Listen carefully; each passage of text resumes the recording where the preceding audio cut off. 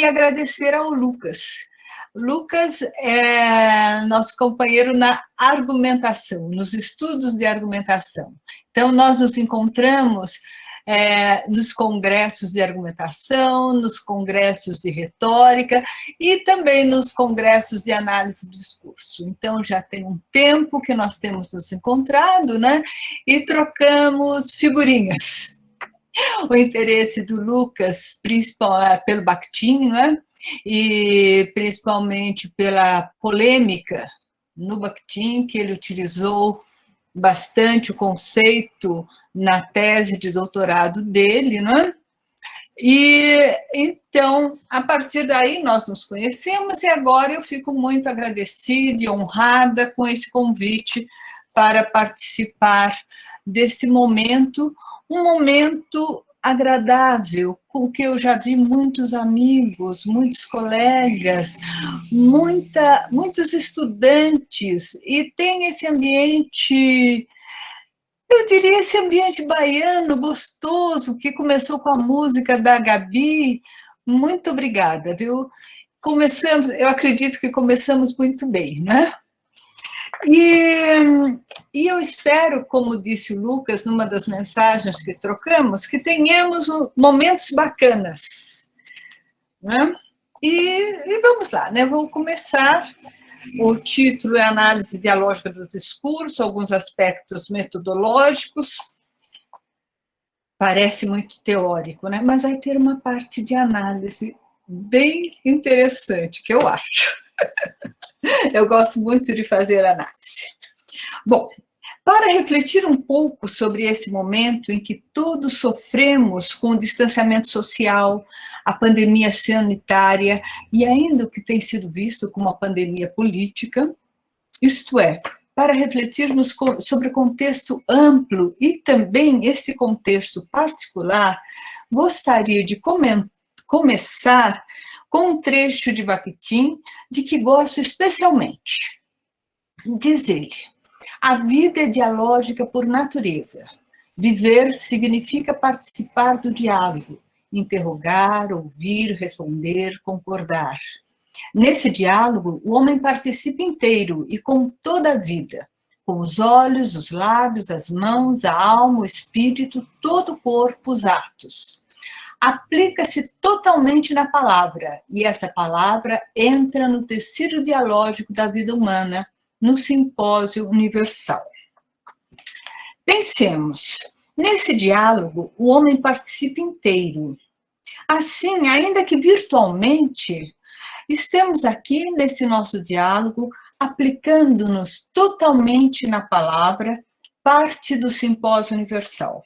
Pois é assim que acontece a comunicação discursiva, com os olhos, os lábios, as mãos, a alma, o espírito, todo o corpo, os atos.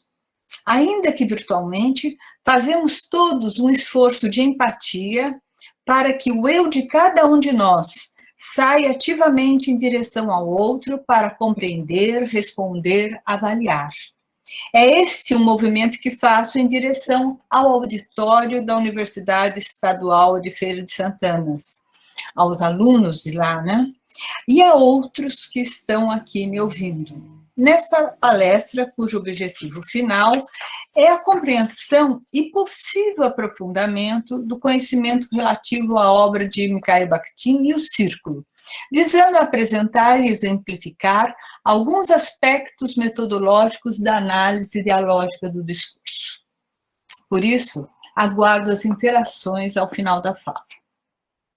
De início, é bom frisar que é o destaque à natureza dialógica do discurso que primeiramente caracteriza a obra bakhtiniana, disseminada e consagrada no Ocidente a partir de meados do século XX. Compreendida num sentido amplo, a dialogia é uma noção que vai além do diálogo face a face, na medida em que todo e qualquer discurso expresso em qualquer matéria cígnica responde a alguma coisa, refuta, confirma, antecipa as respostas e objeções potenciais, procura apoio nas palavras de Voloshinov, na conhecida obra Marxismo e Filosofia da Linguagem. O sentido nos é dado nas relações dialógicas, afirma ele, e os demais membros do círculo. E a interação discursiva é a realidade fundamental da língua. Mas o que significa, o que significou o Círculo de Bakhtin? Nessa introdução, antes de entrar propriamente na questão dos fundamentos teóricos e metodológicos da análise dialógica do discurso, gostaria de lembrar e comentar alguns aspectos mais amplos da obra bakhtiniana. Sua produção, os variados e importantes sentidos que assume na atualidade e sua recepção, especialmente no Brasil. Quanto à produção, o texto que leram os estudantes da Universidade de Feira de Santana, no livro organizado por Isabel Azevedo, o livro Práticas Dialógicas e Linguagem, já trata do que foi esse movimento. Este grupo de intelectuais russos que se reuniam para discutir teatro, filosofia, linguagem, religião, os temas daquele momento, a década de 1920, na União Soviética, e só mais tarde esse grupo de intelectuais foi conhecido como Círculo de Bakhtin. Mas foi nesse primeiro momento que eles elaboraram os conceitos-chave pelos quais, os principais conceitos-chave pelos quais mais tarde são conhecidos, como dialogismo, relações dialógicas, enunciado concreto, isto é, a língua em uso, os gêneros do discurso, o discurso. Então, são conceitos já encontrados nas publicações da década de 20, de Bakhtin, Voloshin e Medvedev, em obras e ensaios, quase todas já traduzidas do russo para o português. Lembro também que os conceitos elaborados pelo grupo visam não apenas a compreensão da linguagem ou a compreensão da literatura. São conceitos que até hoje nos servem para compreender o homem, o mundo e a nós mesmos. Isso nos leva aos sentidos da obra bakhtiniana. Se pensarmos que estamos tratando de conceitos elaborados há 100 anos, naquele momento em que nascia a distante União Soviética, bom destacar os sentidos, a importância e ainda a atualidade de tais conceitos. Isso foi lembrado numa excelente live recente, promovida pela Abralim, que reuniu a Beth Bright e Sheila Grillo, e levava o título de Atualidade de Bakhtin, um pensador sobre a humanidade em transformação. A epígrafe que escolhi nos lembra o amplo alcance do pensamento bakhtiniano. A vida é dialógica por natureza. E nada tão urgente hoje como essa compreensão, no momento em que novamente temos um homem em crise e em transformação. Sheila Grillo, naquela conferência, lembra que Bakhtin, no início do século XX, formula conceitos e métodos adequados para apreender essa alteração, compreender esse novo homem. Como ela diz, as análises bakhtinianas primam por um olhar atento para os aspectos inconclusos, inacabados, sempre em processo de transformação, singulares e plurais do homem e da sociedade. Esses pensadores russos criaram uma potente discursividade filosófica, linguística e artística, interligando fortemente vida e linguagem, homem e mundo. A compreensão do estético em sua ligação com a vida, a ética e a ciência, na unidade da cultura humana. Na vida, eu respondo pelos meus modos de interação com a ciência e a arte, afirmam eles. Quanto à recepção, depois da Rússia, o Brasil parece ser o país onde o pensamento bakhtiniano é mais forte. É aqui que a compreensão responsiva da obra bakhtiniana dá origem ao que vem sendo denominado, a partir da preposição de Beth Bright, de análise dialógica do discurso. uma possibilidade que toma a obra bakhtiniana como um forte aporte teórico para compreendermos a linguagem em todas as suas manifestações. Na realidade, desde a década de 70 no Brasil, o pensamento bakhtiniano tem contribuído fortemente para o avanço e aprofundamento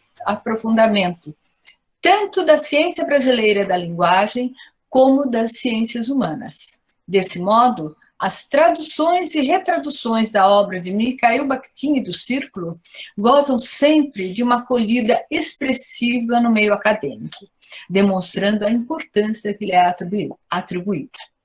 E como isso se manifesta? É importante lembrar que, como em todo o Ocidente, as publicações aqui não apareceram em ordem cronológica em que foram produzidas, o que dificultou a sua compreensão. Além disso, cada tradução refletiu teoricamente o espaço e o tempo em que ocorreu, isto é, sofreu influências teóricas e terminológicas daquele espaço-tempo. É por esse motivo que, buscando compreender como se tem dado a recepção da obra bakhtiniana do Brasil, quer dizer, as particularidades e modificações que vem assumindo esse pensamento desde sua introdução nos anos 70 até hoje, quase 50 anos depois, Beth Bright, como coordenadora, e eu, estamos desenvolvendo um projeto CNPq denominado Discursos de Resistência, Tradição e Ruptura. Esse projeto examina os paratextos de cada obra publicada, isto é, os textos que servem de moldura ao texto principal. E já conta com 3 estudos concluídos, um já publicado, outro em vias de publicação, o terceiro em fase final de elaboração. Esses estudos têm mostrado que, de início, a recepção brasileira se deu em continuidade à tradição de um momento científico-acadêmico europeu e internacional. Com o passar dos anos, porém, nossos estudiosos passam a revelar a resistência, a co-criatividade e dialogicidade em novos modos de ler a obra bakhtiniana, específicos dos estudos da linguagem no Brasil atual. Tal ruptura aponta a resistência brasileira aos textos não traduzidos diretamente do russo, a busca de um rigor cada vez maior nas traduções e retraduções, sempre diretamente do russo.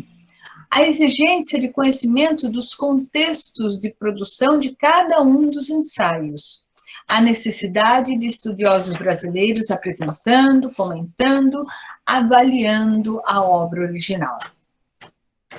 E após essas palavras introdutórias, passo a apresentação de alguns conceitos importantes para compreendermos os aspectos metodológicos com os quais pretendo trabalhar hoje na análise que vou apresentar a vocês logo a seguir, né? Análise de um enunciado concreto, de acordo com a teoria discursiva do Círculo. E começo com o conceito de discurso. Difícil dizer quais seriam os conceitos mais importantes, pois nenhum deles pode ser compreendido isoladamente. Nem gênero, nem dialogismo ou discurso, relações dialógicas, polifonia, bivocalidade, cronotopo, entonação apreciativa. Mas retomo 3 deles para essa análise, e são a noção de discurso, a de relações dialógicas e, especialmente, a noção de gêneros do discurso. É sabido que o Círculo se preocupa com o enunciado concreto, a língua em uso, não com o estudo de uma possível abstração do sistema linguístico, como fazia a linguística tradicional de Saussure. Não há oposição em relação a ela, mas ampliação, complementação. Vejamos como Bakhtin define o discurso em Problemas da Poética de Dostoiévski, a obra publicada em 1963, que retoma, revisa e amplia aquela de 1929, prestes a ser lançada em português em tradução direta do russo. Ao estudar a obra de Dostoiévski, no capítulo denominado Discurso em Dostoiévski, Bakhtin o inicia assim.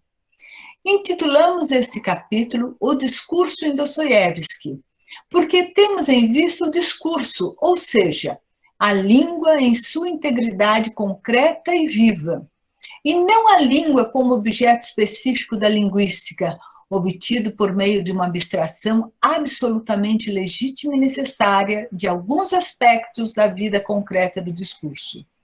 Mas são justamente esses aspectos, abstraídos pela linguística, os que têm importância primordial para os nossos fins. Mais adiante, tratando dos diferentes estilos, linguagens e dialetos sociais encontrados na obra de Dostoiévski, ele destaca que o importante quanto a esses diferentes estilos e linguagens é saber sob que ângulo dialógico eles se confrontam ou se opõem na obra, aspecto não abordado pela linguística. Esses aspectos não podem ser estudados sob um critério genuinamente linguístico, porque as relações dialógicas, embora pertençam ao discurso, não pertencem a um campo puramente linguístico do seu estudo, são extralinguísticas. Isto é, apontam para fora do discurso. Ao mesmo tempo, porém, não podem ser separadas do campo do discurso, ou seja, da língua enquanto fenômeno integral concreto. A esse novo campo de estudo, Bakhtin chama metalinguística. Quer dizer, vai além do linguístico, mas não o despreza. É esse o foco da análise dialógica do discurso.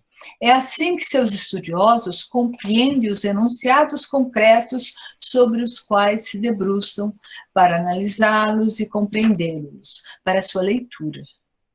É sobre as relações dialógicas que conferem sentidos ao discurso que nos detemos para compreendê-lo melhor e mais profundidade. Adiante, no mesmo texto, Bakhtin acrescenta algo extremamente importante para a compreensão do que sejam as relações dialógicas de acordo com o círculo. Ao se tornarem enunciado, convertem-se em posições de diferentes sujeitos expressas na linguagem. Posicionamentos. Para entender essa questão de posicionamento, tomamos outra citação de Bakhtin, esta é encontrada num conhecido ensaio, bem conhecido do público acadêmico, Os Gêneros do Discurso. Ele diz ali, é impossível alguém definir sua posição sem correlacioná-la com outras posições. Por isso, cada enunciado é pleno de variadas atitudes responsivas a outros enunciados de dada esfera da comunicação discursiva. Variadas atitudes responsivas valorativas, é bom lembrar, né?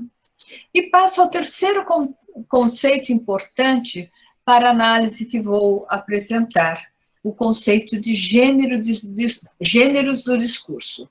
Possivelmente, esse é um dos conceitos do círculo mais conhecidos, conceito presente na obra bakhtiniana desde a década de 1920, embora tenha se difundido especialmente por meio do ensaio Gêneros do Discurso, de 1951, que Mikhail Bakhtin redigiu entre 1951 e 1953, mas foi publicado em 1979 na Rússia, na coletânea Estética da Criação Verbal. Mas aqui eu vou tomar, para tratar dos gêneros do discurso, a exposição de Medvedev no livro Método Formal nos Estudos Literários, Introdução a uma Poética Sociológica, principalmente porque o modo como ele o apresenta pode nos auxiliar bastante na metodologia de análise.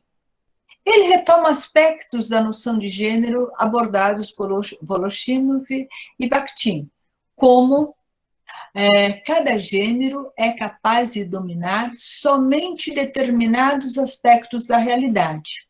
Ele possui certos princípios de seleção, determinadas formas de visão e de compreensão dessa realidade, certos graus na extensão de sua apreensão e na profundidade de penetração nela. Pensemos, por exemplo, num gênero da esfera jurídica. Numa denúncia ou numa petição inicial ou num habeas corpus, por exemplo, né? Então, no campo da atividade jurídica, roubo e furto são diferentes, eles não se confundem. Já na esfera cotidiana, não os distinguimos. A esfera jurídica encontra características próprias em cada um deles, isto é, define e compreende a realidade de um ponto de vista próprio, o jurídico. O mesmo poderíamos dizer a respeito de muitos outros conceitos em diferentes campos da atividade humana. Medvedev também nos lembra da dupla orientação do gênero na realidade. Os gêneros se caracterizam por uma dupla orientação dialógica em íntima e tensa correlação. A primeira orientação externa, relacionada à vida, determinadas condições de realização e percepção, tempo, espaço, esfera ideológica definidos. Então, gêneros como a fala do cotidiano, a aula, a conferência, uma publicidade, uma notícia de jornal, todos esses gêneros se realizam na vida, cada um deles em condições definidas, com ouvintes próprios, num espaço e um tempo determinados. A segunda orientação do gênero é interna, é relacionada às formas, estruturas e conteúdo temático do enunciado. Cada gênero tem um tema, vocês se lembram que eu falei ele é possível de tratar de um tema sob um determinado ponto de vista, não é? Então, numa conversa entre amigos, se um deles começar a fazer publicidade de um produto que está vendendo, podemos nos sentir incomodados. O mesmo se no meio de uma notícia, se o autor decidisse alardear as virtudes de um determinado produto para vendê-lo. É uma notícia, não é uma publicidade, né?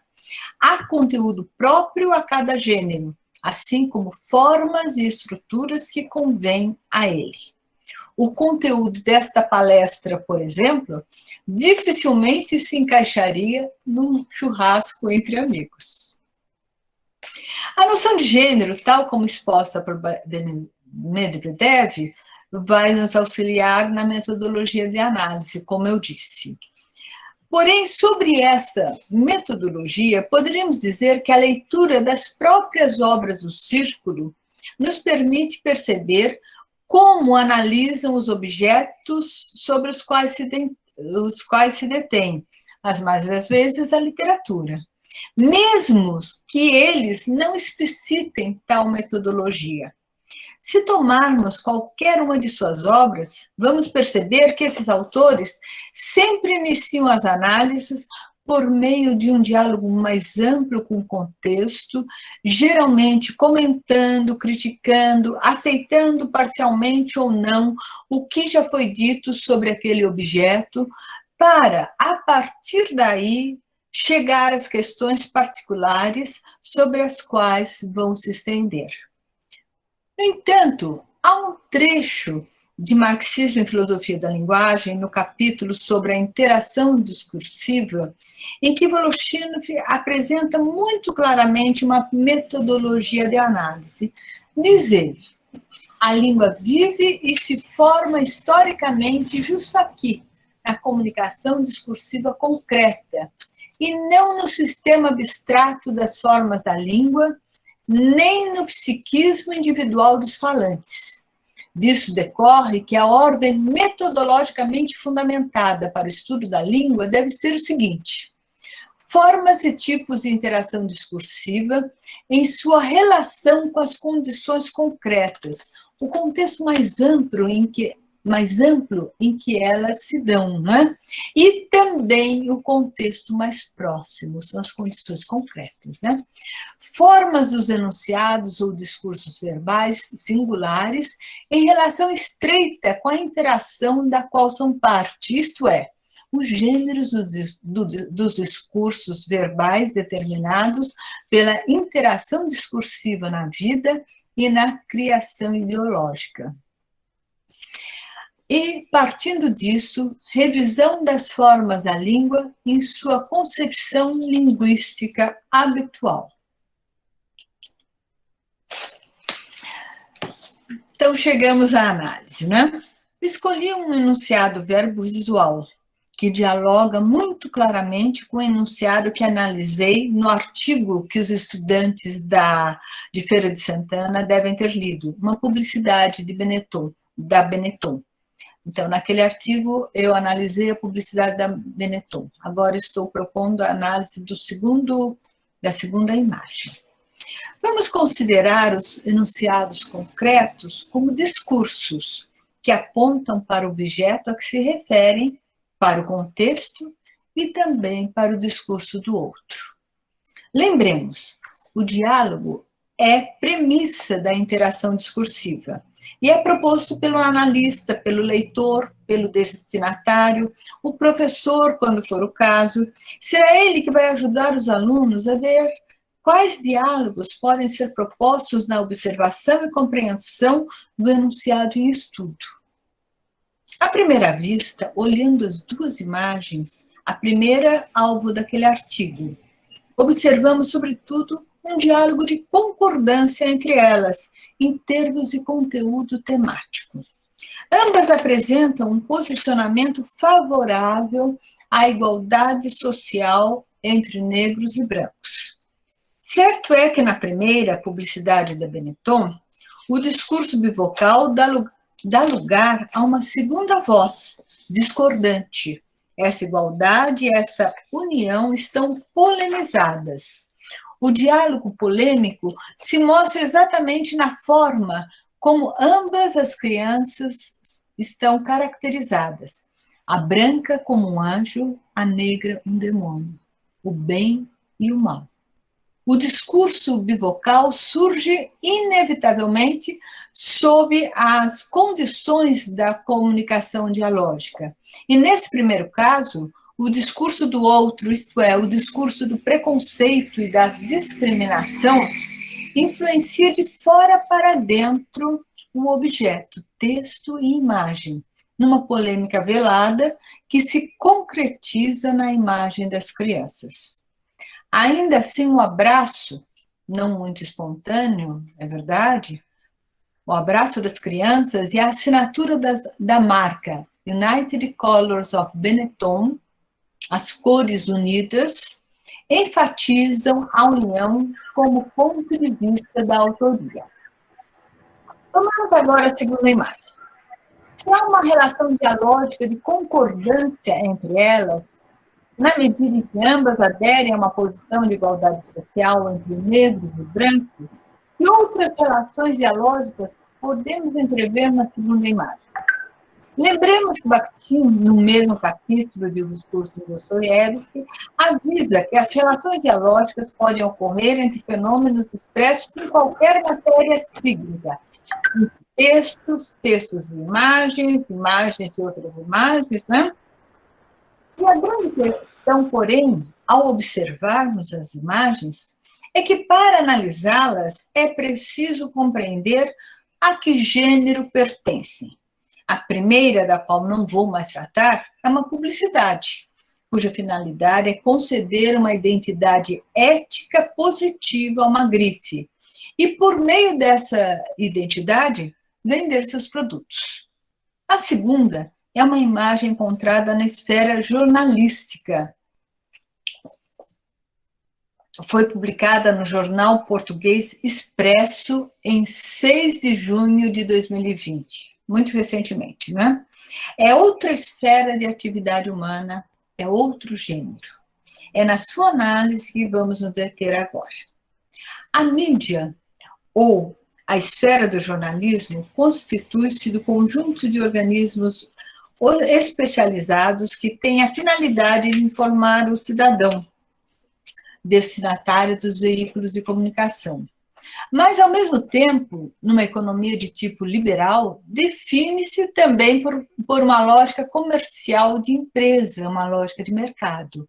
Isso lhe dá uma finalidade ambígua, na medida em que se preocupa com a captação e sedução do maior número de leitores, estando sujeita a regras próprias, as coerções da esfera de atividade jornalística. Por meio das notícias veiculadas, o jornal pretende sempre a construção do efeito de sentido de verdade. Para isso, a busca da credibilidade pelo veículo midiático é uma de suas primeiras coerções. É levando em consideração essas coerções que nos detemos no enunciado concreto, a imagem dos braços entrelaçados. Se observarmos a publicidade do jornal à direita, vamos perceber quanto a credibilidade é essencial ao jornalismo. Logo abaixo do título, nós vamos ter expresso o nome do jornal, Liberdade para Pensar, é o slogan do jornal. Um outro modo de obter a credibilidade é a fotografia, um retrato, entre aspas, da realidade, que, na verdade, tanto a reflete quanto a refrata, assim como a língua. Observemos, então, a orientação exterior ao enunciado, seu contexto mais amplo, as condições de realização e de percepção dos destinatários. Trata-se de uma notícia, basicamente uma fotoreportagem, a respeito das manifestações que ocorreram em todo o mundo após o assassinato de George Floyd por policiais em Minneapolis, 25 de maio de 2020. Houve cobertura nos jornais do mundo todo, certamente. Nessa que selecionamos, do jornal Português Expresso, podemos ler o seguinte, num texto muito breve, cujo título é Braços negros entrelaçados com braços brancos. As imagens da manifestação em Lisboa, publicada em 6 de junho. Cerca de 5.000 pessoas estiveram presentes na tarde desse sábado, no centro de Lisboa, numa manifestação contra o racismo, contra a violência policial, principalmente sobre os cidadãos negros, e a favor de uma maior tolerância e inclusão sociais. Houve muitas máscaras, mas o distanciamento social rapidamente se revelou impossível de manter, dada a quantidade de pessoas que acabaram por comparecer. A morte do afro-americano George Floyd, sob o joelho de um polícia, foi apenas a última notícia que correu o mundo. Mas há muitas histórias que continuam por contar. A luta em imagens. Então, o contexto mais amplo são as manifestações que aconteceram no mundo inteiro. Como exemplo, separei 2 outras ilustrações. Uma das manifestações nos Estados Unidos, que saiu na revista de moda Elle, cobrindo manifestações que ocorreram lá. E a outra do Brasil, com a manchete manifestantes, a manchete da matéria, manifestantes fazem ato contra Bolsonaro, contra o racismo e a favor da democracia em São Paulo. Debaixo da foto que vem, a foto à esquerda, né? A legenda, manifestantes negros ajoelham no Largo da Batata, em São Paulo, e reproduzem o gesto que está sendo reproduzido no mundo inteiro em protesto contra o assassinato de negros. Num mundo globalizado, as manifestações dialogam coerentemente por meio dos mesmos gestos. Ajoelhados, os manifestantes lá e cá simbolizam a compaixão, a solidariedade e mesmo a reverência diante do outro que foi brutalmente assassinado. No entanto, o braço direito erguido é símbolo da luta contra a asfixia de uma população, que não tem seu justo espaço garantido na sociedade. Quer dizer, aquela manifestação noticiada no jornal português não é única, é parte de um todo global, que teve destaque diverso nas diferentes mídias. Como se manifesta o contexto mais próximo, o jornal em que a notícia se insere? O Expresso é um jornal português de periodicidade semanal, publicado desde janeiro de 1973, surgido pouco antes da Revolução dos Cravos, que aconteceu em 25 de abril de 1974.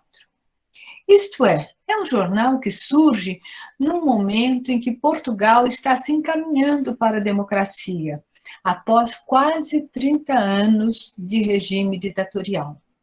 A ditadura salazarista, que se caracterizou por forte repressão democrática e censura das liberdades de expressão. A conjuntura em que é inaugurado esse momento, aliada a seu slogan, liberdade para pensar, colocado logo abaixo do título, aponta para aspectos que dificilmente podem caracterizá-lo como um jornal conservador. De periodicidade semanal, destina-se a um leitor pertencente às classes A, B, C, quadros médios e superiores, residentes em regiões urbanas. No entanto, a foto da página inicial da matéria não é aquela foto que eu selecionei, ainda que o título da matéria era Braços Negros Entrelaçados com Braços Brancos. Sem dúvida, remeta a esta foto. A chave está na última frase, a luta em imagens. O fotojornalismo insere um modo bastante comum de apresentação da reportagem, constitui-se um recurso de apresentação da notícia, texto e imagem, que não cabe no jornal impresso. Matéria online, tanto no jornal Português Expresso, quanto do G1, naquela ilustração do G1 que eu apresentei, a estratégia comunicativa é o recurso a uma série de fotos acessada pelo leitor no ritmo e interesse que lhe forem convenientes. Assim, a foto dos braços entrelaçados é a 9ª das 12 fotos de uma série que mostra as manifestações contra o racismo e a violência policial em Lisboa. É a 9ª, mas se destaca por sua presença no título, com certeza. Voltarei a isso. A íntima e tensa correlação entre tempo, espaço e esfera ideológica é muito ampla e nos diz muito da foto. Os braços negros e brancos não estão apenas entrelaçados, unidos, mas em posição de luta, num gesto que não se encerra nele mesmo. Na realidade, há um diálogo não apenas espacial entre as manifestações que ocorreram ao redor do mundo, mas também temporal. O gesto de punho erguido foi popularizado durante a Guerra Civil Espanhola de 1936 a 1939, quando foi usado pela facção republicana como saudação e era conhecido como saudação da Frente Popular, ou saudação antifascista. A saudação do punho direito erguido se espalhou posteriormente entre esquerdistas e antifascistas em toda a Europa, no entanto, e no mundo. E, no entanto, hoje é usada indiscriminadamente. Na foto à esquerda, temos uma senhora americana em uma manifestação contra a invasão do Iraque pelos Estados Unidos em 2003. À direita, temos La Passionária, política e líder revolucionária comunista espanhola, que exerceu um importante papel na Guerra Civil Espanhola, ao instigar os republicanos contra as tropas do general Franco. O mesmo gesto é repetido pelos corredores americanos John Carlos e Tom Smith, ao receberem, respectivamente, as medalhas de ouro e de bronze nas Olimpíadas do México, no dia 16 de outubro de 1968. Durante a execução do hino americano, eles abaixam a cabeça e erguem o punho, como um protesto contra a discriminação e ausência de direitos civis para todos nos Estados Unidos, num silêncio que se torna ensurdecedor.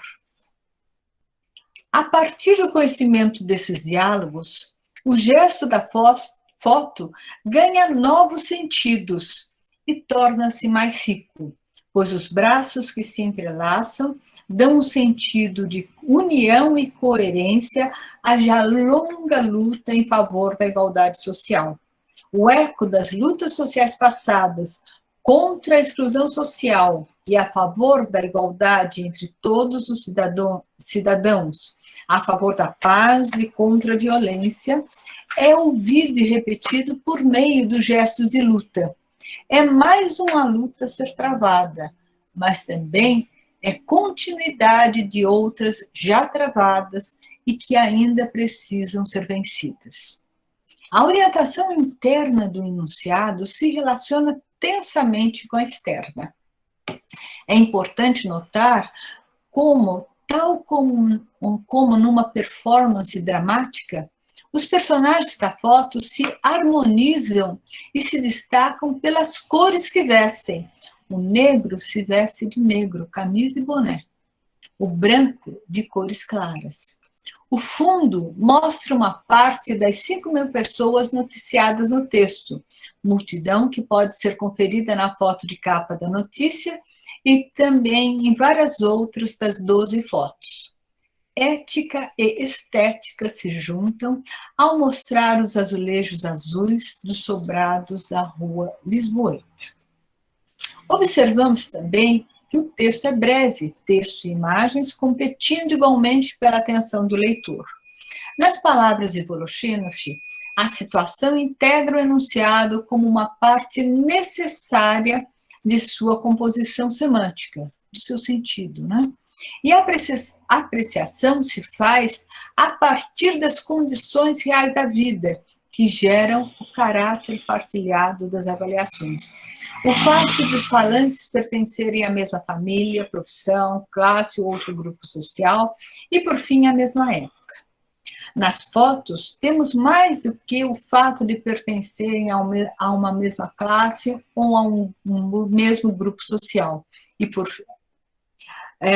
o caráter partilhado das avaliações dá-se em torno da noção de cidadania, da injustiça relativa à desigualdade no tratamento de negros e brancos, da condenação ao racismo e à violência policial, principalmente sobre os cidadãos negros, e a favor de uma maior tolerância e inclusão sociais, como afirma o texto inicial da notícia. A apreciação social expressa na fotoreportagem mostra o caráter partilhado das avaliações. E aqui podemos afirmar que jornal, como instituição, e manifestantes compartilham a mesma avaliação, expressa na escolha do título da matéria e no próprio sentido de luta retratado em imagens. O título se configura como uma réplica dialógica contra o racismo, a violência policial, principalmente sobre os cidadãos negros, e a favor de uma maior tolerância e inclusão sociais, conforme o texto da notícia. O destinatário, aquele público leitor urbano das classes ABC, pode ainda se juntar ao jornal e aos manifestantes ao constatar que a morte do afro-americano George Floyd sob o joelho de um polícia foi apenas a última notícia que correu o mundo, mas há muitas histórias que continuam por contar.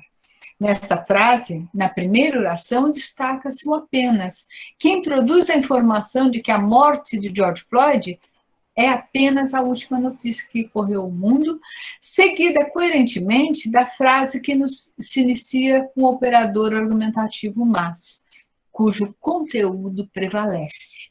Há muitas histórias que continuam por contar. É um discurso bivocal de orientação única. Autor, o jornal, instituição e jornalistas, fotógrafos se juntam aos personagens da manifestação. Estão lado a lado. O jornal não é neutro. E a análise poderia ainda continuar, talvez com a proposição de novos diálogos que aprofundasse a leitura do texto e das imagens deste enunciado concreto. Mas paro por aqui. Sabemos todos da importância da leitura do mundo e da leitura dos livros, dos textos verbais e também dos verbovisuais, como este que analisei. Respondemos às leituras com nossa compreensão responsiva e ativa, posicionando-nos perante o outro e perante a sociedade. Assim como a ciência inconclusa afirma toda a obra bakhtiniana, nós também somos inconclusos. E o nosso próprio diálogo na vida também é inconcluso. Precisamos do outro que nos define e a quem definimos por meio do diálogo. Por isso, quero terminar a apresentação lembrando uma parte da epígrafe com a qual iniciei. Estamos num momento de pandemia sanitária mundial, além disso, num triste momento político em nosso país. No entanto, a vida é dialógica por natureza. E o diálogo globalizado entre as diferentes culturas, mostrado nos textos e imagens que procurei analisar, acontece por meio de palavras e gestos, através da comunicação discursiva. O fato de que seja a palavra que busque se mostrar mais forte do que a agressividade e a violência a favor da tolerância e da inclusão sociais, talvez nos permita ter esperança em dias melhores. Obrigada. Muito obrigado, professora Maria Helena Pistori. E o que eu tenho a dizer é sensacional, né? A sua fala é apropriadíssima em todos os sentidos para o momento em que nós estamos vivendo, um momento de pandemia, mas também um momento em que veio à tona a luta, né, efetiva e mais forte contra o racismo, enquanto de fato a gente vê atos racistas tantas vezes prosperarem. E isso mostra, de fato, como os estudos bakhtinianos, né, nos ajudam a refletir sobre a nossa época, a respeito da beleza da linguagem, mas também da miséria dos atos humanos, que é o caso de atos como atos racistas, né? Então, assim, parabéns por sua fala, pela sua apresentação. Como coordenador do Dialógicos, eu sinto os meus alunos iniciantes, aqueles que também já estão um pouco mais avançados, contemplados na sua fala, justo pela simplicidade de colocar os conceitos fundamentais de maneira bastante objetiva e clara, e ao mesmo tempo nos trazer uma análise tão profunda, tão importante. Então, sinto-me honrado e contemplado enquanto coordenador de grupo por sua fala e por sua apresentação. Não irei delongar nos comentários, porque eu teria questões, mas eu vou abrir agora, e se for possível, quem quiser fazer perguntas aqui pelo chat, pode colocar aqui que eu posso ler, mas o melhor mesmo talvez seja efetivamente você abrir o seu microfone, se puder se inscrever aqui, mas já abro aqui as possibilidades, abrir o microfone para as suas questões. Então, enquanto isso, eu vou, mais uma vez, agradecer. Se a senhora quiser, professora Pistori, tirar agora a sua apresentação, porque aí... né, eu não tirei! Pode ir lá em... deixa eu ver, onde... Aí... Sair da tela cheia, isso. Não é isso, não é isso. É no mesmo lugar de apresentação, você está apresentando um pouco mais para a esquerda. Um pouco mais para a esquerda. Em detalhes da reunião, é isso? Não, é embaixo, onde a senhora colocou para projetar. Interromper. Pode voltar embaixo. Aí, e clica nessa setinha, na seta, não nos 3 pontos. Sim. Isso. Certo. Isso. Pronto? Clicou? Cliquei. Clica aí, clica de novo para ver, porque é clicando nela que ela sai, que a gente Então, tem consegue. que parar a apresentação. Aí, opa, ok, Pronto. isso aí. Obrigado. É porque aí a senhora fica mais à vontade. Então, gente, eu gostaria de aqui alguém que, se alguém quiser se inscrever, Janivan Assunção, é isso?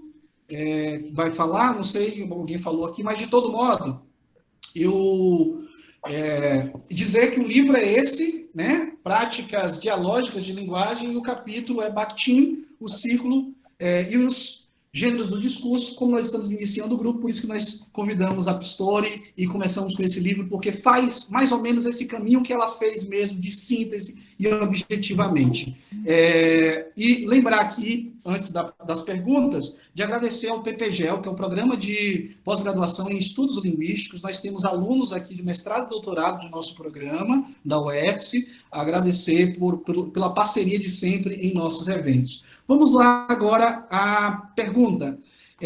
Temos aqui Antônio Carlos Pereira, Janivan, não sei se ele colocou uma questão aqui, mas enfim. Antônio Carlos, pode fazer a sua primeira pergunta, ou a sua pergunta. Abra o microfone e fique à vontade.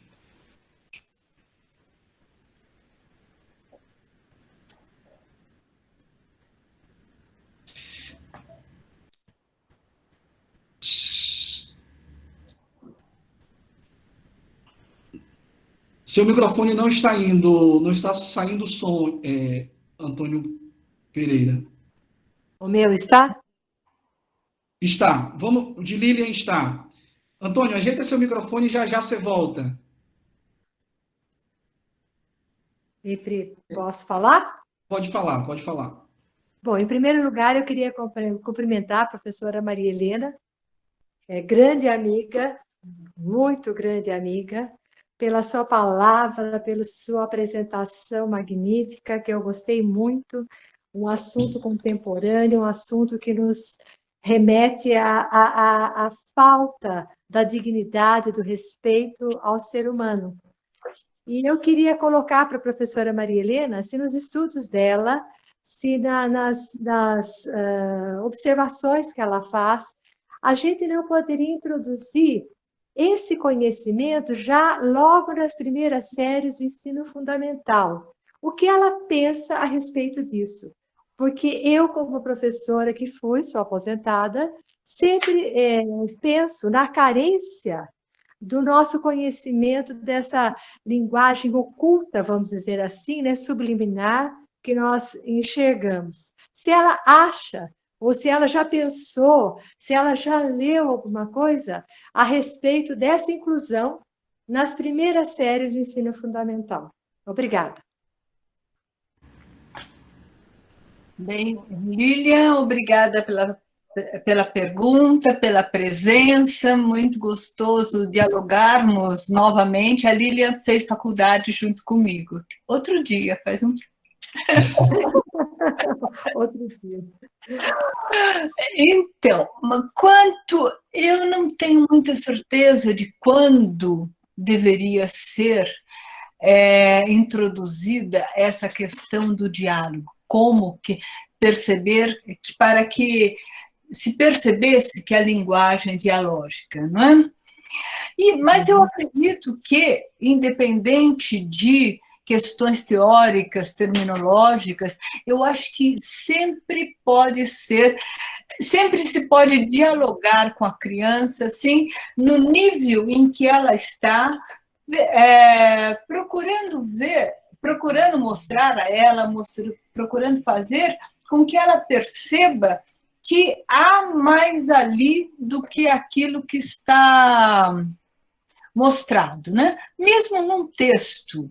Então, o texto, eu trabalhei agora com o verbo visual, não é? Mas o texto é muito rico para a criança conseguir já ir se posicionando, não é?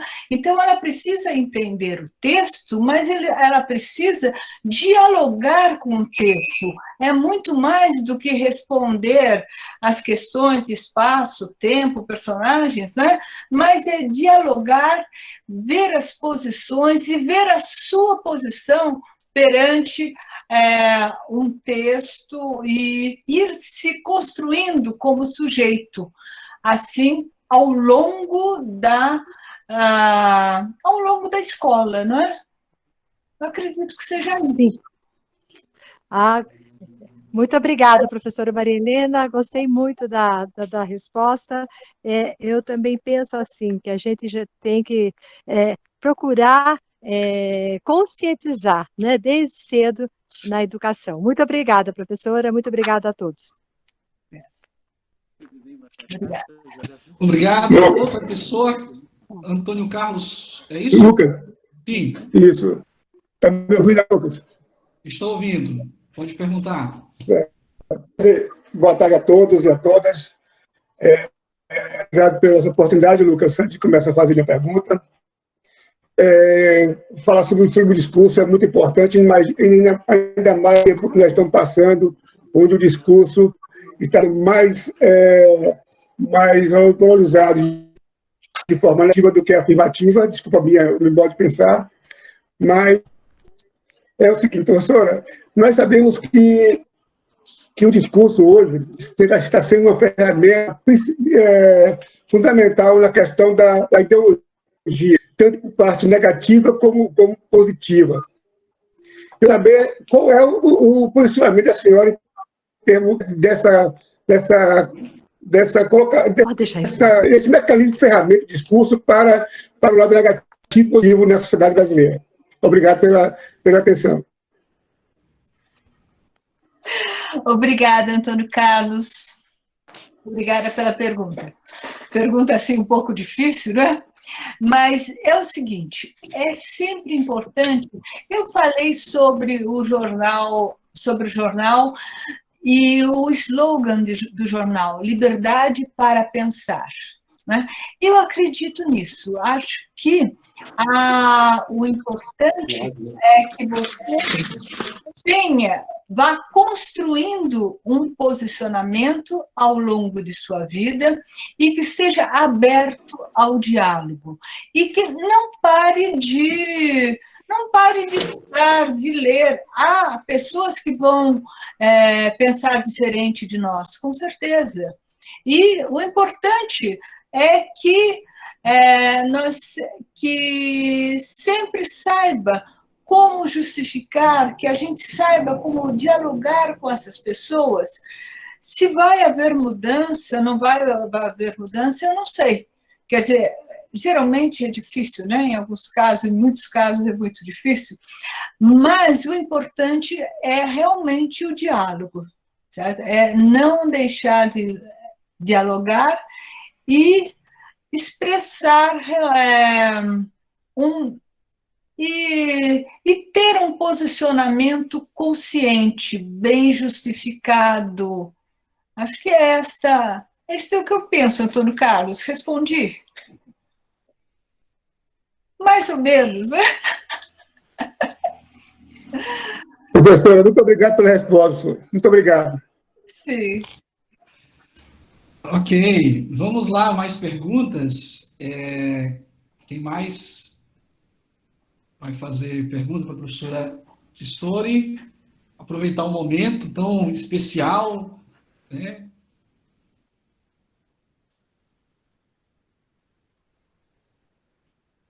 Mais alguém?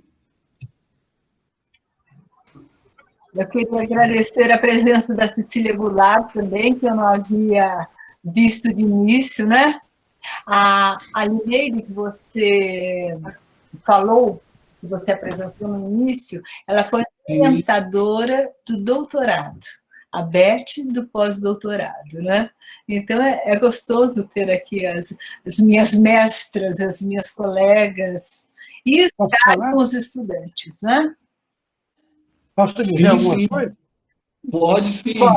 Adail, meu amigo. Então, tu citou uma coisa do meio de Weber que eu adoro, né? Que eu gosto muito. A ideia do gênero como leitura de mundo, né? Fala um pouco disso, de leitura de mundo, como o gênero vê certa parte da realidade de um dado ponto de vista. Tá claro, mas eu acho que tu pode explorar com esses teus exemplos maravilhosos aí.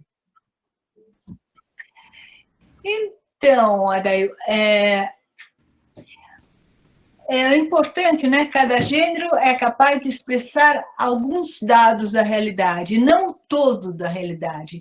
Então, eu tratei aqui de 2 gêneros. Então, algo que cabe na publicidade é aquilo que cabe no jornalismo, algo que cabe num romance, algo que cabe numa conversa entre amigos, né? São gêneros diferentes e o tema é diferente, a estrutura é diferente, de cada um dos enunciados vai ser diferente, né?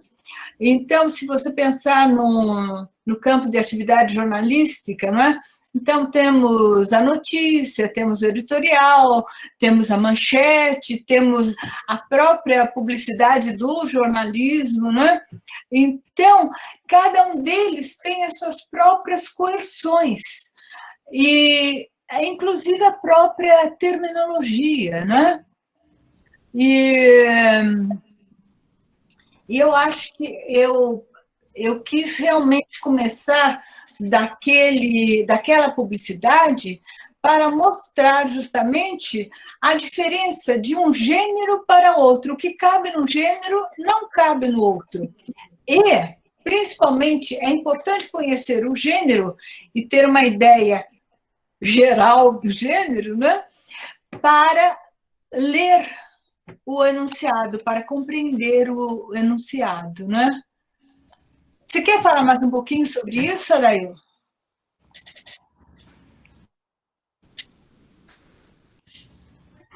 Não, eu achei ótima a tua ideia de mostrar de que maneira, né? Ele lê o mundo de um dado ponto de vista, mas dentro de certo contexto, não é que sai lendo qualquer coisa, isso eu acho importante, porque fala-se muito de híbrido agora, né? E estão inventando uns híbridos, a meu ver, né? Quer dizer, no momento que eu uso, sei lá, uma receita médica para fazer propaganda de um site de filmes, eu continuo fazendo propaganda de um site de filmes, né? E não tem outra esfera, a esfera médica não entrou ali, né? Então é interessante que tu mostra justamente isso, os limites da leitura, né? Quer dizer, o que cada um pode ler a partir dessas correções que tu falou. Muito obrigado. Obrigada a você, Adail. Obrigada. Obrigado, professor Adail. Outra pessoa que queira fazer a pergunta? Parece que tinha alguém, professora Beth Bright. Eu quero, olha. Beth, eu também quero fazer uma pergunta. Então, okay. Pode fazer, eu cedo o lugar. Primeiro você, obrigada, Beth, eu. Olha, que honra. Vai lá. Bom estar aqui com você, Maria Helena, com vocês todos. Mas uma questão que me chamou a atenção e que chama atenção sempre em sala de aula, né, quando a gente está trabalhando com essa fundamentação bakhtiniana, e que apareceu aí quando você coloca as 2 imagens, né, da Benetton e a outra do jornal, você fala da Benetton, você fala, essa é uma publicidade, o gênero publicidade, e esse aqui é da esfera jornalística, né? Então, essa questão da relação entre esfera, gênero, campo, sabe, seria bom você falar um pouquinho sobre isso. Eu estou com uma parte do meu grupo de pesquisa aqui, junto, conversando com vocês, tá? Então, seria bom, tá bom? Ótimo, Cecília, muito obrigada, tá? Por que eu falei dessa forma? Porque, na realidade, era uma provocação colocar as 2 imagens, mas na imagem do jornal, o gênero ali não estava completo.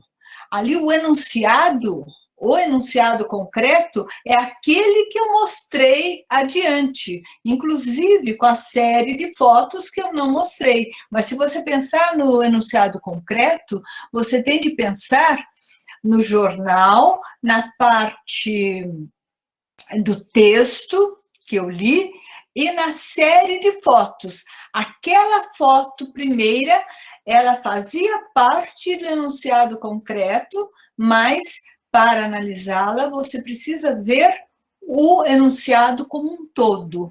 Não pode ser. E ali, a publicidade, ela estava completa. A publicidade era aquilo, né? certo? Ela pode estar em outros veículos, né? Mas ela estava inteira. Ali na imagem, não. Na imagem do jornal, eu recortei. Recortei de uma forma, a ideia foi provocar realmente essa questão de gênero, né? Certo? Ok, respondido? Certo, obrigada. Muito obrigada. Professora Beth Bright, depois eu vou fazer aqui as perguntas do pessoal que está fazendo pelo chat, ou pelo chat. Seu microfone está fechado, professora Beth Bright. O microfone. O microfone está fechado. A senhora fechou o microfone. Agora, ok. Oi. Boa tarde a todos. É um prazer ver tantos amigos aqui. Lineide, minha amiga, aniversariamos há poucos dias, somos do mesmo dia, né? Lucas, eu agradeço, estou muito emocionada de estar com vocês nesse encontro, ver tanta gente nova, você e nós de outra geração, todo mundo trabalhando em conjunto, né? E quero dizer para a Maria Helena, que é minha companheira de pesquisa, que é minha companheira de revista, que eu gostei muito da sua fala e que eu queria destacar o seguinte, essa nossa preocupação, acho que a Dail também vai concordar comigo, essa nossa preocupação em mostrar que o diálogo é alguma coisa constitutiva e quando ele não existe, nós estamos num Estado que não é um Estado de direito, né, de direitos humanos. Então, eu acho que a sua análise para isso, ela é contemporânea exatamente por isso. O nosso colega também perguntou, e você respondeu, nós temos que estar sempre abertos para o diálogo, mas há momentos em que esse diálogo é reprimido. Então, eu acho que isso aconteceu na época que o Círculo, né, viveu e criou sua obra. Não é por acaso que eles trabalharam o dialogismo, que era alguma coisa que não existia naquele momento, né? E agora também, eu acho que é de uma pertinência essa sua análise, olhando o enunciado concreto no sentido amplo, né? Com quem essas mãos dialogam, com quem essas lutas dialogam, então, em que séries discursivas nós nos inserimos, eu acho que também porque nesse momento, né, essa nossa necessidade de diálogo, inclusive nessa forma, que é uma forma nova para nós, né? A gente se vê assim, todo mundo. Eu, por exemplo, antes do semestre começar a ser assim, todo mundo me conhece, eu sou uma pessoa que eu não tenho Facebook, porque eu não gosto, eu não tenho. Mas agora, de repente, essa é a nossa forma de diálogo. A gente se encontrar com o pessoal de Feira de Santana, da Bahia, né, Laura, enfim. Mas vejam, é também num momento que nós estamos cobrando diálogo, e é um momento em que o diálogo também está muito ameaçado. Então, parabéns pela escolha, né, do seu corpus aí de análise, porque ele tem tudo a ver com essa constituição humana da linguagem também, mas ele tem muito a ver com a ameaça que nós estamos sentindo, né, pela falta de diálogo em vários setores. Em primeiro lugar, do Ministério da Saúde. Em segundo lugar, do Ministério da Educação. Em terceiro lugar, de todos os ministérios militares. Eu, como sou de uma época que foi militar e dura, eu me arrepio, né? Então, parabéns, Marilena. Era isso que eu queria dizer. E obrigado, Lucas, por essa tarde. Muito obrigado, professora. Obrigada, Beth. Então, gente, de fato é um momento assim que assim mais esplêndido do que a gente esperava, né? Esse encontro de tantos pesquisadores do dialogismo, né? Do Bakhtin, E, assim, realmente a gente está muito grato, muito feliz por isso, nesse novo momento, né, que chama-se desse novo normal. Então, ok, vamos lá. Eu vou à pergunta aqui, eu vou, então, fechar, depois abrir só para mais uma ou duas perguntas do público aqui. Quem já fez aqui, me parece que já tem muitas perguntas, não sei se eu vou conseguir todas, mas vamos pela ordem. Renata Machenzan, não é isso? Professora, ela pergunta assim, poderia falar um pouco do modo como você relaciona o dialogismo e a retórica? Essa era uma pergunta que eu iria, né, estou dando tempo, mas como já foi feito, então vou complementar, já que é um dos seus estudos, né, e do meu também, eu faço uma relação entre a análise, tem um chamado de análise dialógica da argumentação, esse foi o meu doutorado, e foquei na polêmica. Então, fale para a gente, complemento aqui a pergunta da professora Renata, esse trabalho com retórica, inclusive citei textos seus, né, que faz essa relação entre o Bakhtin e a retórica. Fale para nós, porque o nosso grupo também quer saber um pouco disso. Obrigada. Obrigada, Renata. Deve ser a Renata Marquesan, não é? É assim que pronuncia, Marquesan. Ok. Então, eu venho da retórica, meus estudos de linguagem começaram com a retórica, argumentação, com a Lineide. E, então, quando eu parti, mas sempre trabalhei com discurso, né? Aí, quando eu parti para o pós-doutorado e aos estudos bakhtinianos, a primeira coisa que me chama muito a atenção é essa questão da apreciação, porque não a entonação apreciativa. Então, não são palavras que nós pronunciamos, são verdades, são mentiras, são coisas importantes ou irrelevantes. Quer dizer, a linguagem nunca é neutra, não é? Então, é essa apreciação que está na própria linguagem, né? Foi a primeira questão que me chamou a atenção, o primeiro link que eu fiz com a retórica, né? E aí eu parti para estudar, para ler a obra no meu pós-doutorado. Um dos anos, o meu tema foi justamente ver a retórica na obra do Círculo, não é? E eu tenho um artigo que eu publiquei aí, Retórica, Argumentação e Análise Dialógica do Discurso, na revista Alfa, 2019. E aí eu vou apontando várias questões que podem aproximar esses estudos. São diferentes, porém, há questões que podem ser aproximadas. Tá? Então, por exemplo, o discurso, desde Aristóteles, vai tratar quando Aristóteles vai colocar na antiga retórica, né, os gêneros do discurso, ele vai falar da finalidade de cada gênero, vai falar do auditório de cada gênero, do tema de cada gênero. Então, vejam, são questões que estão lá no Bakhtin. Só que Bakhtin vai falar ali na retórica, ali no Aristóteles, naquele momento, são 3 gêneros, né? Deliberativo, judiciário e pedítico.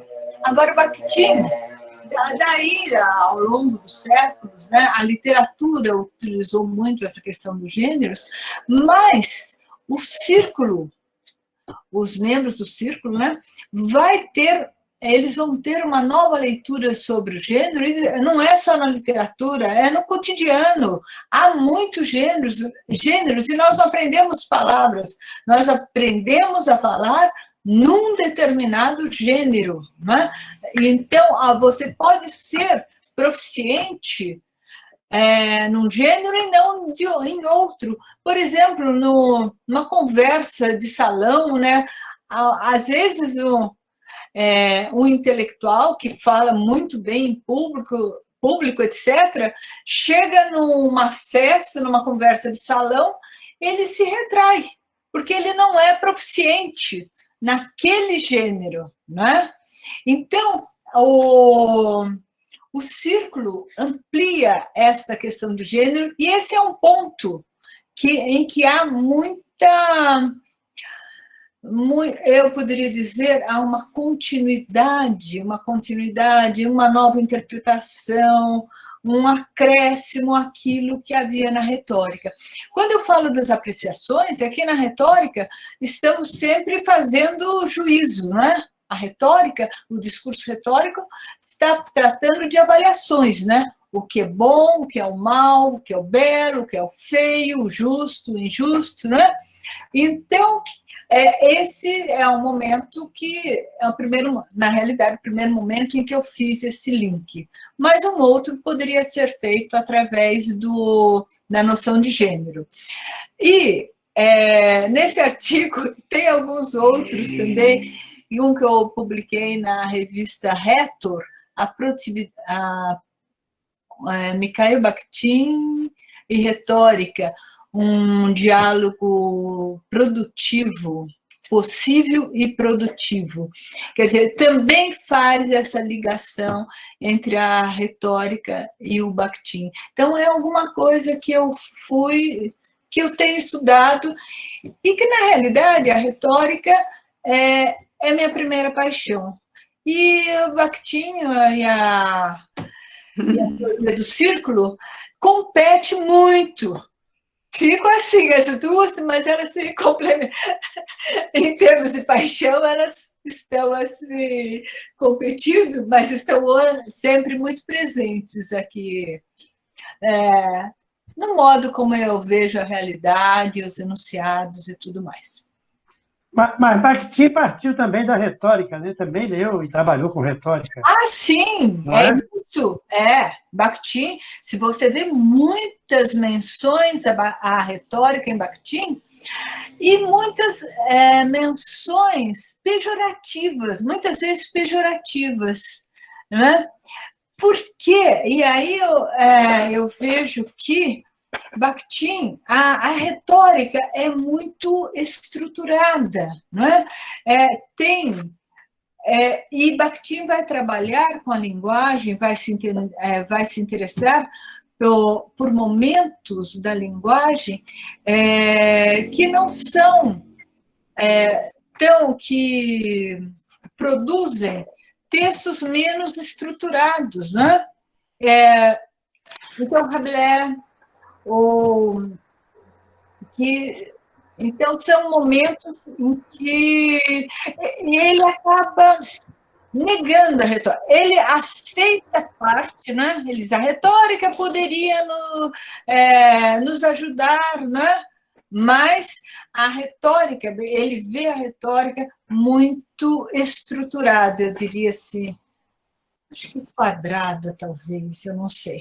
É a visão dele. Mas se você lê o todo da obra, você vê que nós podemos ver a retórica hoje de uma forma mais aberta, e não apenas o bom e o mal, né? Porque parece que há essa dicotomia, que o Bakhtin se opõe. E isso valoriza teu trabalho, né? Eu sempre fiquei pensando, quando eu te vi apresentar, que trabalho que ela tem para conciliar essas coisas, né? Como é que ela trabalha com isso. Isso aqui é interessante, é um trabalho monumental, fantástico. Obrigada, Dail. Obrigada. Bacana. Inclusive, eu já tinha falado para ela que em um outro momento nós iríamos a convidar para falar especificamente de argumentação, né, dessa relação mais específica, que eu lhe compreendo perfeitamente, Maria Helena, porque também eu iniciei pela retórica, embora conhecesse o Bakhtin, e a gente, né, eu adoto um termo que fala assim, a retórica ela tem vestígios dialógicos, e é por isso que eu falo de trazer um olhar mais aprofundado dialogicamente para a retórica, sobretudo a partir do Perelman, ou do Perelman, como alguns chamam, mas é isso, né? Muito obrigado. Gente, acho que tem algumas perguntas, a gente não vai conseguir realmente trabalhar todas, embora a gente esteja no conforto de nossas casas, né? Mas, assim, vou fazer aqui mais uma pergunta, se alguém aí quiser, eu vou abrir só mais uma, né, para o auditório. Posso, com a Lilian? Posso? Lilian? Lilian, posso encerrar o assunto? Pode.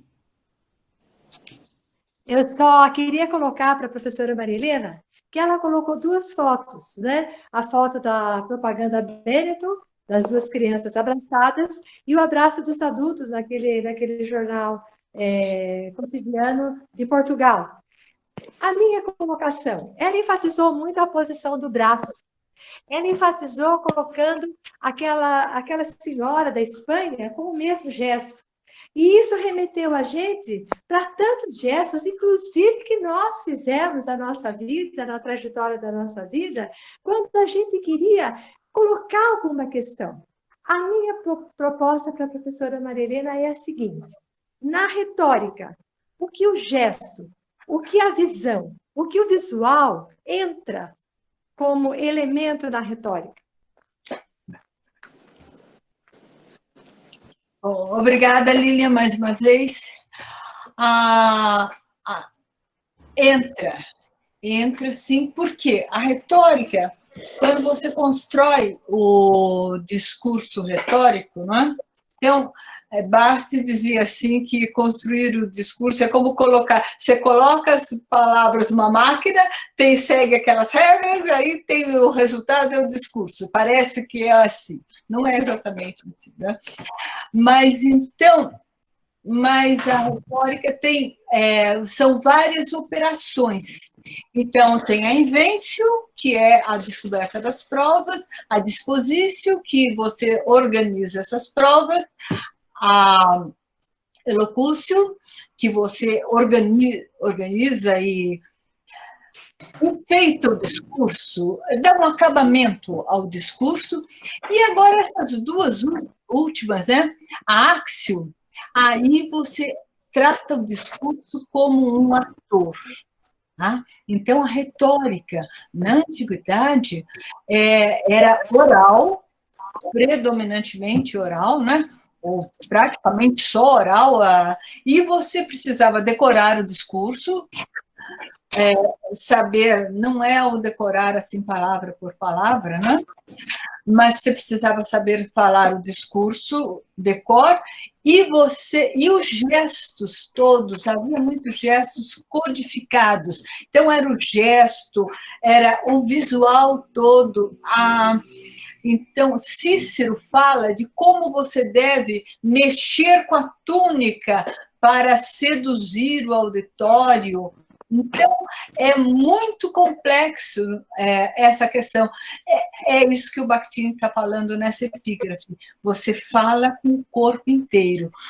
Os lábios, os olhos, os atos, você fala por completo. Isso também estava na retórica, né? A entonação também estava na retórica, né? Então, havia uma codificação na entonação, nos gestos. E sobre retórica, a Lineide está aqui na minha frente, é difícil falar muito sobre retórica aqui na frente dela. Mas eu acho que basicamente é isso aí, Lívia. Excelente, excelente. Professora Lineide, fique à vontade. Mas como é que eu faço para poder falar aí que eu não participo? Já está falando. Já estou falando para todos? Já, para todos. Tá bom, eu estava ansiando mesmo falar alguma coisa. Olha, nós estamos assim, dá para se ver, não na interdisciplinaridade, que envolve tudo, mas na transdisciplinaridade, né? E esses passos de uma para outra são quase que automáticos, porque as coisas formam um só conjunto, né? E o que eu gostaria de dizer é que essa dialogia está na base de toda e qualquer comunicação, né? Ela va de sua même, né? Ela está ali presente, né? E a Maria Helena acabou de falar da axio, né? Das partes que entram na enunciação do discurso, na pronunciatio, como era chamada, né? E esses elementos todos pertencem ao sentido também, né? Os gestos, voz, dinâmica, tudo isso está ali, né? Então, conviria pensar numa retórica móvel, né? Hoje, há excelentes grupos que trabalham com isso. Eu começaria falando do grupo U de Liège, né? Com Klinkenberg e todos os do grupo, né? Inclusive da retórica visual que eles fazem. E ainda na Bélgica, hoje, nós temos o grupo de Bruxelas, em torno de Meillet, que é o presidente da Fundação Perelman, né? E todo o seu grupo ali. E sem falar ainda no grupo da Holanda, né, de Amsterdã, que é a pragma dialética. Atualmente, eles não estão usando muito esse título, eles estão mais concentrados na parte do contexto, como é que esse contexto entra em todo o ato comunicativo. Hoje a tônica é mais esta. Então, é pensar também numa retórica da cultura, com Yuri Lotman, né? E grupos que estão trabalhando com essa ligação, né, do interno e do externo. Eu só queria voltar a um ponto que se chama deliberação íntima, né, ou decisão íntima, que é aquele momento do sujeito em que ele reflete consigo mesmo, né, em que ele faz confissões pessoais, ele é o destinador e ele é o destinatário. Aí saindo para o exterior, né? O outro vai estar sempre ali, impossível não estar, mesmo que este outro seja ele mesmo, the otherness, né? Estará sempre presente aí. Esse foi um trabalho que eu apresentei lá em Amsterdã, agora em 18, sobre essa deliberação íntima, mas indo do individual ao social, e do social voltando para o individual também. Então, é uma coisa bastante móvel, né? Às vezes até difícil de ser apreendida, né? Porque quantas coisas, quantos elementos entram nisto, né? Conforme Maria Helena mostrou muito bem na apresentação. Eu queria cumprimentar o Lucas, Maria Helena, todos os participantes também, né? Do Dialógicos, né? E mandar um abraço à Beth Bright, que aí está, já nos cumprimentamos pessoalmente dias atrás, né? Então, é assim que se trabalha na transdisciplinaridade. Eu não quero me alongar mais, que já outras pessoas também podem querer falar, né? Um abraço a todos. Obrigada. Obrigada. Muito obrigado, professora Lineide. Registrar aqui, inclusive, eu estava com ele na mesa. Esse livro, né, Retórica e Discurso, é um livro de 700 páginas, não é isso? Publicado São em 28 autores, 28 autores. 28 autores, publicado em homenagem à professora Lineide e ao grupo Gerar, né, que é o grupo da professora Lineide. Lineide. Completou 25 anos, né? 25 anos. E eu tenho o prazer de estar aqui também, né? Falando das jornadas lá em 2013. Exatamente. E nós estamos aqui. Então, assim, é muito bacana tê-la aqui e já estamos conversando sobre a sua conferência, né? Tudo bem. Vamos agendar. Não apenas a professora Lineide, né? Temos aí outras pessoas que nós estaremos estendendo esse convite, professora Beth Bright, quem sabe, o professor Adair Sobral. Eu acho que é um enorme prazer mesmo para a gente tê-los aqui. Gente, então, professora Maria Helena Pistori, professor Adair, inclusive, eu acho que você poderia, daqui a pouquinho eu lhe chamo para você fazer um convite para domingo, que inclusive a gente ia colocar na pauta aqui para divulgar, que é a sua conferência lá, a live, né, pela Abralim. Então, o senhor mesmo poderia fazer esse convite ao pessoal. Mas para a gente fechar, ou caminhar para o fechamento aqui, eu vou fazer duas perguntas que colocaram no chat, certo, professora? E depois eu abro para o professor Adair fazer essa pergunta, ou digo para fazer esse convite ele mesmo para a live. A Adriana, Adriana Pereira perguntou assim, vou fazer as duas perguntas juntas. Poderia pedir à professora que explicasse a distinção terminológica, se houver, entre gênero textual e gênero discursivo? Acho que é uma pergunta bem interessante.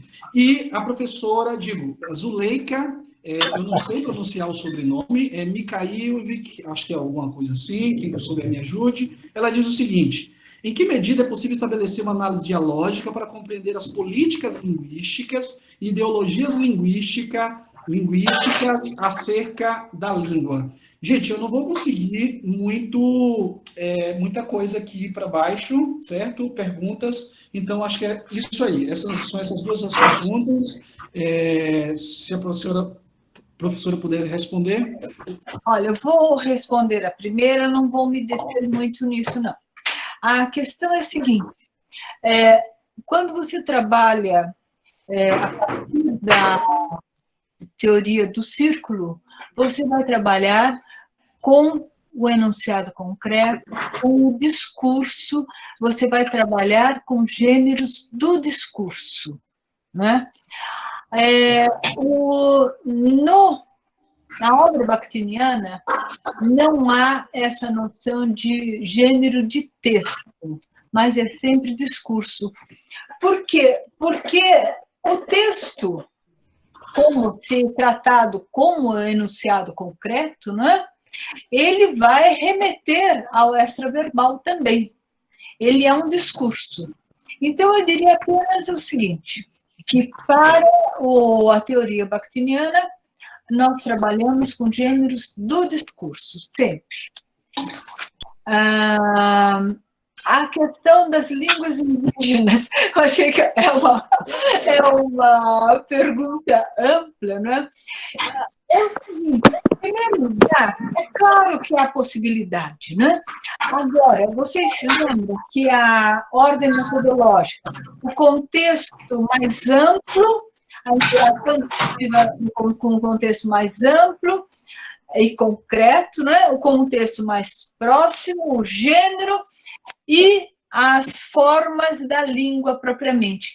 As línguas indígenas, se nós formos estudá-las, né, nós precisamos primeiro saber descrevê-las, saber compreendê-las, e aí, eu não sei, acho que para propor os diálogos num enunciado em língua indígena, eu acredito que você precisa ter um conhecimento bom da língua e da cultura como um todo indígena, daquela cultura que você está tratando, porque você não vai conseguir ver esses diálogos se você não compreender.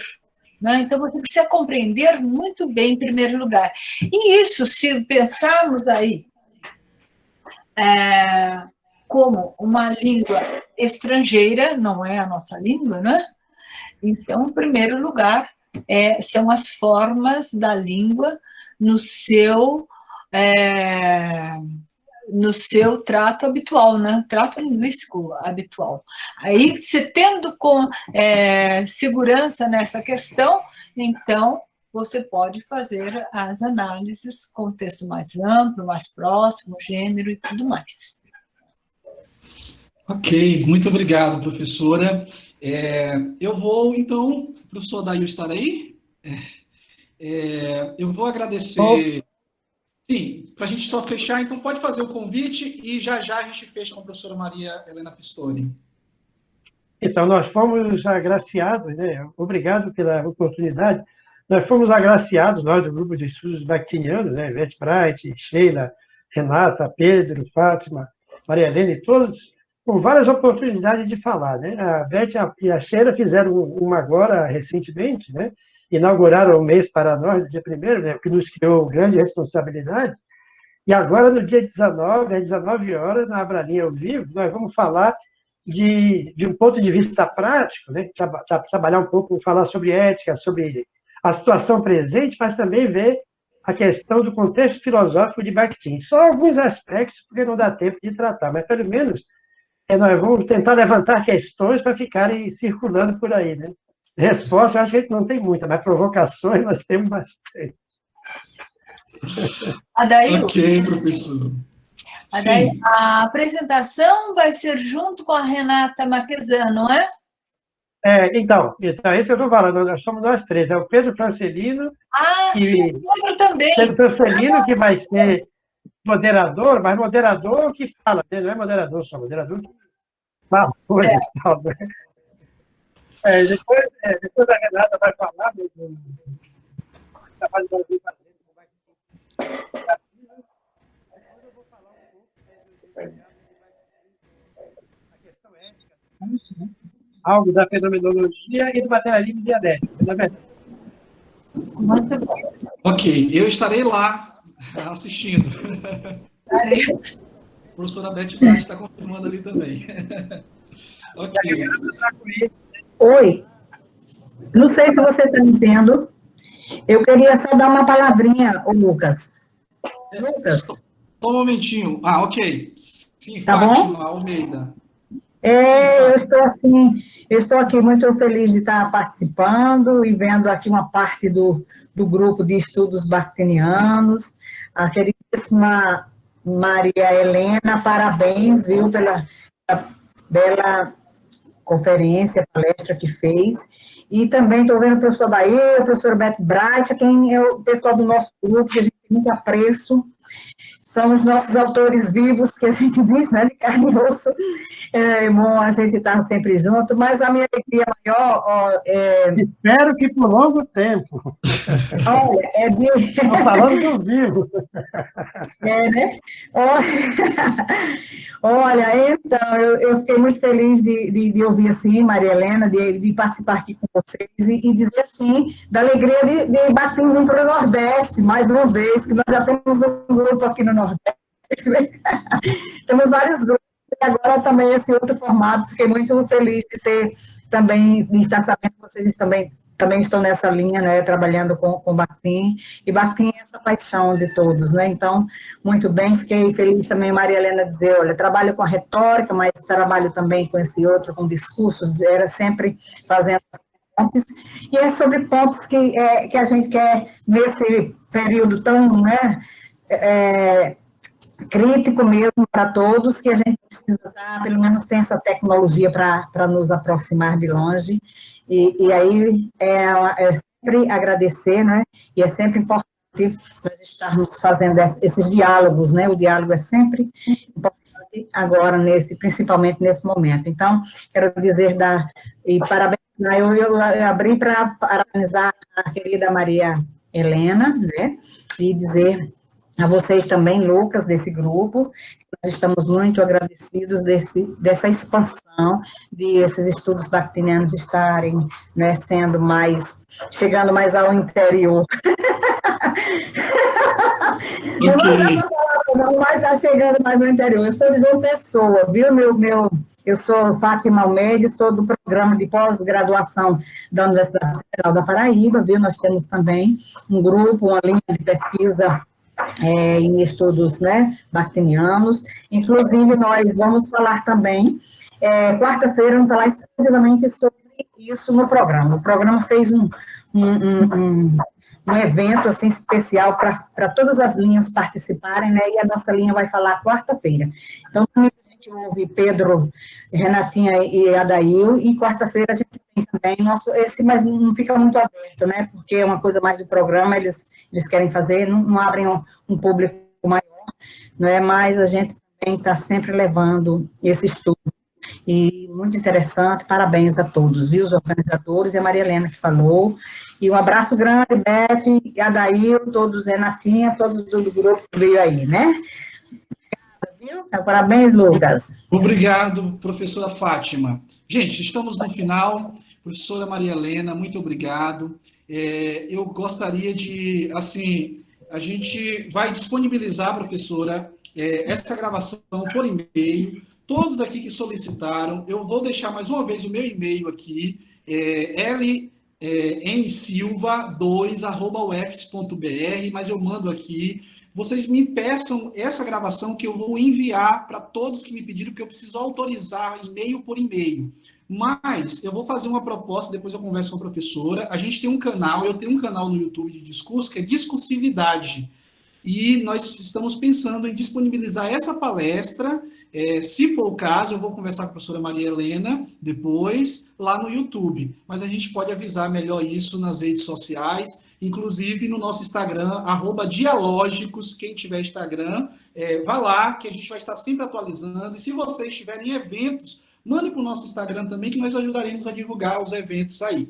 Professora, muito obrigado, Maria Helena Pistori, é um prazer, sempre é bom revê-la e ouvi-la, porque nós nos acompanhamos aí em muitos eventos. Então, agradecer de verdade suas palavras finais. Obrigada mais uma vez, Lucas, e a todos vocês que acompanharam a palestra, fazendo perguntas e dando oportunidade para que nós refletíssemos um pouco, né, sobre a vida e o homem, e o diálogo que presentes aqui, né, sempre presentes. Então, muito obrigada. Muito obrigado. Nós estaremos encerrando